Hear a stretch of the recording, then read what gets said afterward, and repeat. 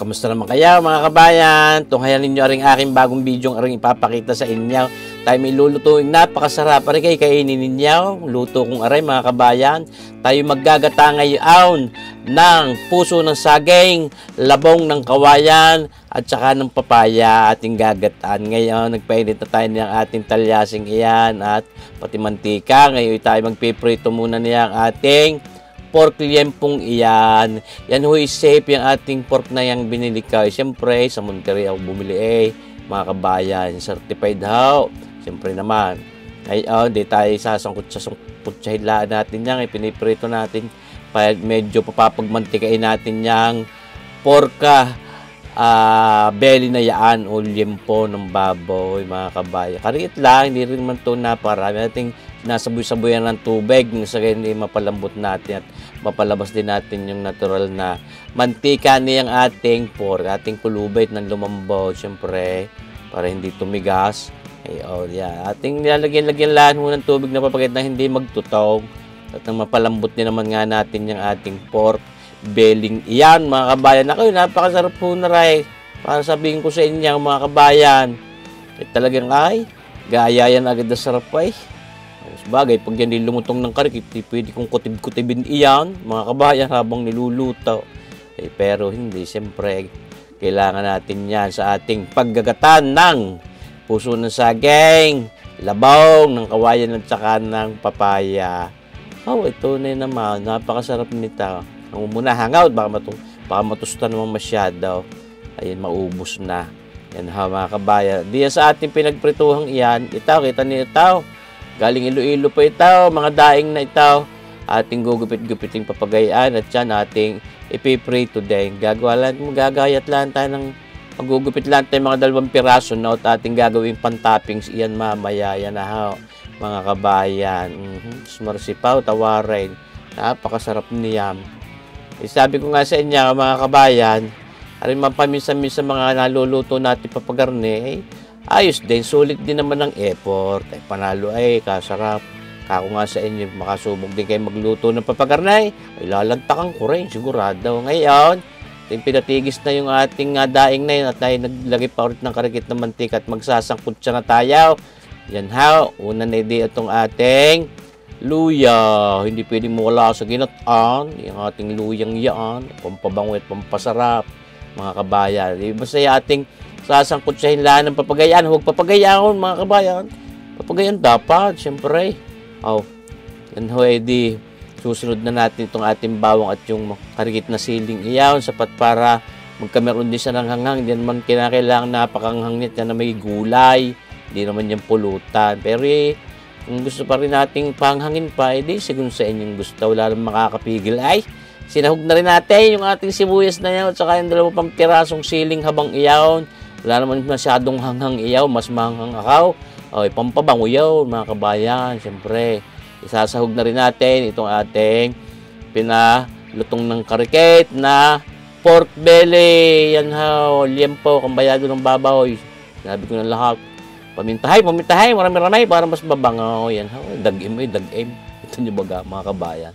Sa dami ng pamintay, mas masarap ating lagyan lang ng karikit na tubig. Yat nang sagay hindi magtutong yan. Baka masunugay, papait. Tapos ito, lalagyan natin ng mga 1 piraso lang ng mga pampatingkad ng lasa.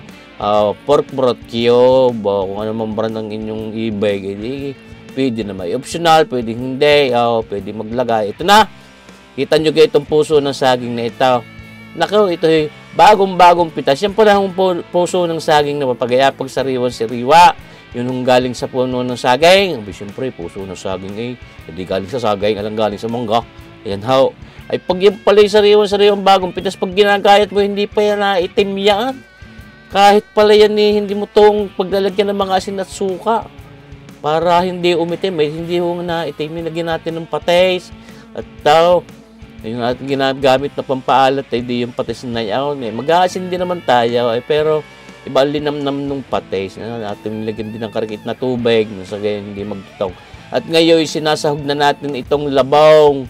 Yan yung bamboo shoots kung tawagin. Shoot na shoot kita nyo bagaya mga kabayan. Yan halbos na. Kaya hindi na rin yan makunat masyado. may karikit panlutaw, at hindi na mapaklayaw. Kinukulob natin ng mapalambot. Siyempre, bibisitahin, babalikin. Naku, baka masunugan siya. Mapaikyaw. Yan how. Ito naman ang pampaasim. Yung ating favorite nating red cane vinegar na yan. Huwag mo nang halo. Baka magalit ang lula.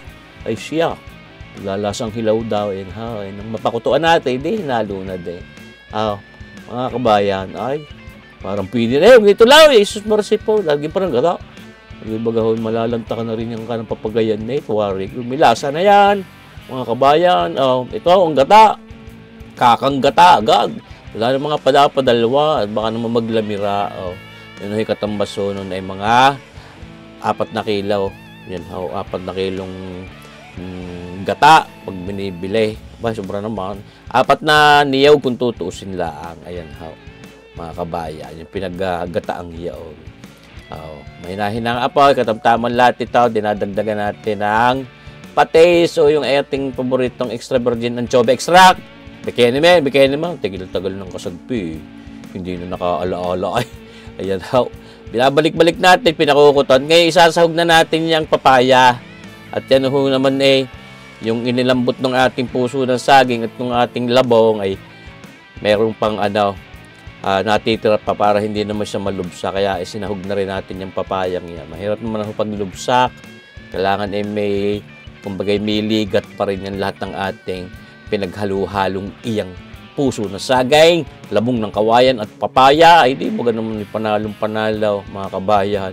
Pagka kayo may mga sa buker, kung mga taga-buker, at meron kayo mga tanim ng papagayan, walang kaproblema ang gulay.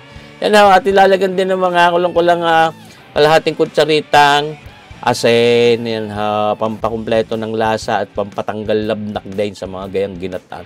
Inaasnan din natin ang karikate. Siyempre naman, mga kabayan, mahal-mahal din naman nga yung extra virgin anchovy extract na yun. Pero din naman gumamit kayo ng regular na pates na nabibili mga dibute.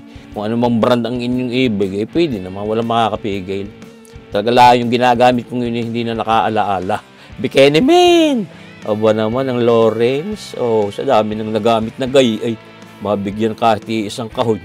Masaya na si kabayan. Malay nyo gano'n, mga kabayan. Malay nyo gano'n. Yan, natin nilagyan ng sila, hindi na natin biniak. At di yung mga gusto yung mas manghang, di ngalutain kung ibig, mga kabayan.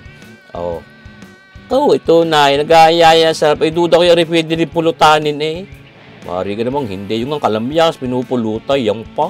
So, mercy po. Pag sa magbabari, ako'y pahinga muna, mga kabayan. Yan, kita nyo yung ating daing na isdang iyan, ginawa natin topics, hindi bagahoy gourmet ang dating. Proud, tinamsapan ng patagila, pinatay na natin na po, may carry over cooking pa yan, baka malubsa kaya, kita nyo bagahaw, mga kabayan. Tunay naman nakakapaglaway iyan, para namang sauce, pagkagaroon yung mapapahayin sa hapag ng lantakan, pag hindi ka naman napa-only rice. Kaya nga, tanong ko nga agad sa inyo ko kanina, kaya inyong lantakan, rin niluto kong mga kabayan. Ako kahit kayo magluto na rin, lalantakan din ng inam. Subukan nyo rin sana makapagluto ng pabagaray, mga kabayan. At talaga namang sinasabi ko sa inyo, ay panalo, mga kabayan, itong padali nating itang ginatang puso ng saging, labong, at papaya. Yan lalantakan na nga ni kabayan. Tunay namang, kahit wala ka na din ng mga kasagping pang-ulam at iyan na lang, kahit hindi ka na rin magkanin, di yan. Ako'y busog ka na di yan, mga kabayan. Di ba kayo isang ayon sa akin mga pinagsasabing aray. Kaya may ingayin sa akin at garni na. Ba naman. Kita nyo yan, nag-aaya sarap, mga kabayan. Pagka naman mga kabayan nga pala, baka hindi nyo pa napapanood yung aking igines ng aking bunsong anak na si Prite, si kabayan Prite Nazarin, nagluto ng kalderitang manaw, inyong sinsayan at inyong bisitahin ng karikit at inyong panuuray, mga kabayan. Kita nyo naman ating tinuturuan na yung ating anak na magluto habang maaga. Yan, kasarap na lantak, tunay ka naman. Kagaya naman ng ating mga pagkalalantak ay hindi panalong-panalaw, mga kabayan. Siyempre, shoutout doon sa ating mga manunod, sa ating mga subscribers, yan, mga kaibigan natin, yan si nakabayang si Maria Australia, lagi nanonood, nag-share ng ating mga videos, kay kababayang Chef Warprek, ayan.